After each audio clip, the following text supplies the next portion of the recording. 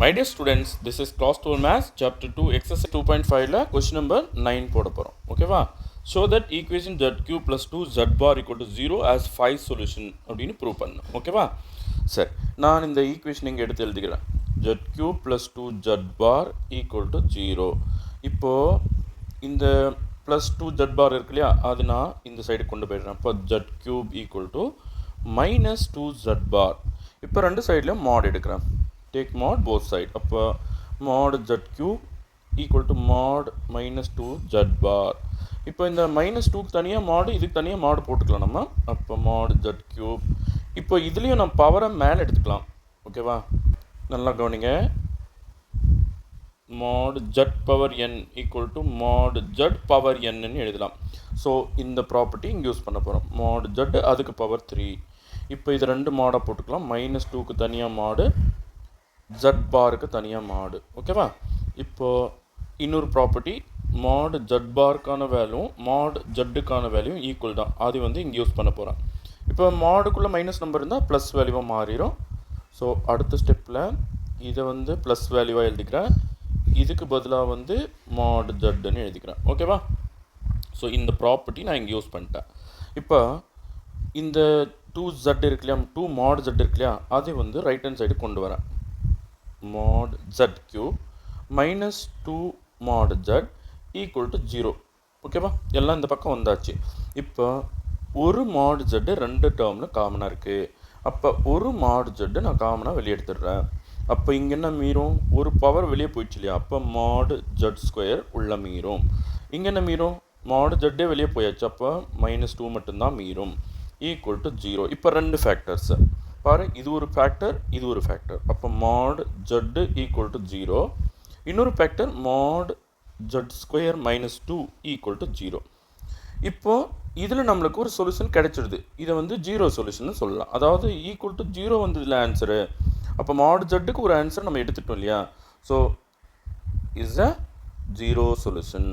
Okay, ஒரு answer கண்டுபிடிச்சிட்டோம். அது 0வாக வந்தது. இப்போது இதை பாருங்கள், இந்த -2 திரும்ப இந்த பக்கம் கொண்டு போய்டுறேன். அதாவது mod z square equal to -2 வந்தால் போயிட்டு +2 ஆயிடும். mod z ஸ்கொயருக்கு இன்னொரு ஃபார்முலா இருக்குது பாருங்கள். mod z square equal to z into z bar. Okay, so இதுக்கு பதிலாக நான் என்ன போடுறேன்னா z into z bar equal to 2. இப்போ z பார் மட்டும் இங்கே வச்சுட்டு z அந்த பக்கம் எடுத்துகிட்டு போனால் 2 கடியில் போயிடும். 2/z. ஸோ இதை வந்து நான் ஈக்குவேஷன் நம்பர் 2ன்னு எடுத்துக்கிறேன். இப்போ ஸ்டார்டிங்கில் நான் எழுதினேன் இல்லையா, இதை ஈக்குவேஷன் 1ன்னு எடுத்துக்கிறேன். இந்த ஈக்குவேஷன் 1ல் இங்கே z பார் வந்திருக்கு இல்லையா, அந்த இடத்துல நான் என்ன போட போகிறேன்னா z பாருக்கு எனக்கு கிடைச்ச வேல்யூவை போட போகிறேன். ஸோ ஃப்ரம் 1 and 2 அல்லது புட் 2 in 1.